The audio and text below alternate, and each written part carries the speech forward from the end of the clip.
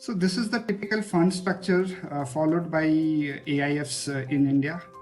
And if you see here, this is the main fund, the India fund, which is a Cat II AIF fund. And it has an agreement with the Indian investors, and that agreement is called as contribution agreement.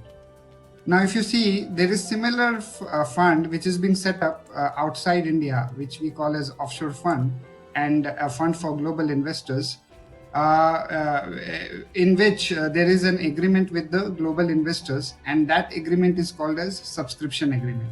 So in India, the agreement is called as contribution agreement, whereas in offshore, outside India locations, it's called as subscription agreement.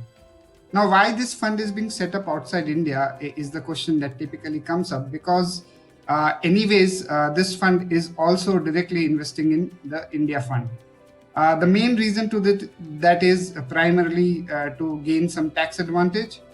Mauritius is one of the countries which has a double treaty with India, and therefore it comes out to be a great tax savings for the fund.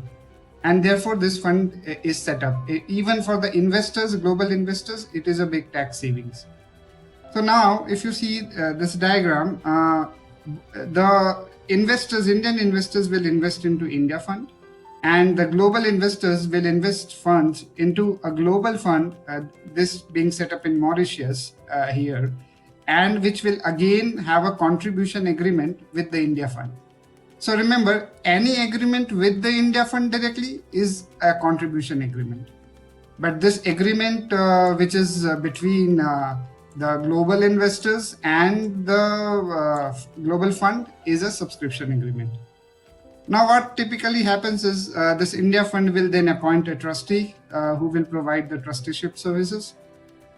And then this India fund will also enter into an agreement with the investment manager.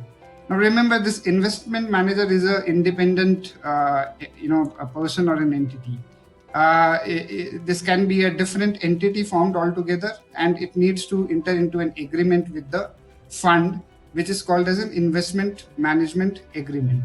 So investment manager or an investment entity will typically only draw the fees for managing the fund.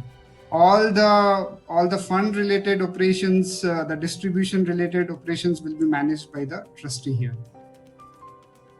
And then this India fund will invest into the investee companies. So this is where the investments happen.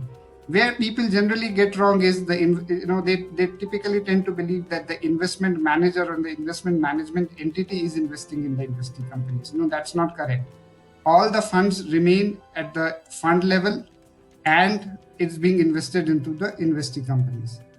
Now, if you see the structure here, this structure also allows the flexibility to the investors to directly invest in the investee companies. So if you follow the dotted line here, the funds are directly being invested into the investee companies. Same for the global investors.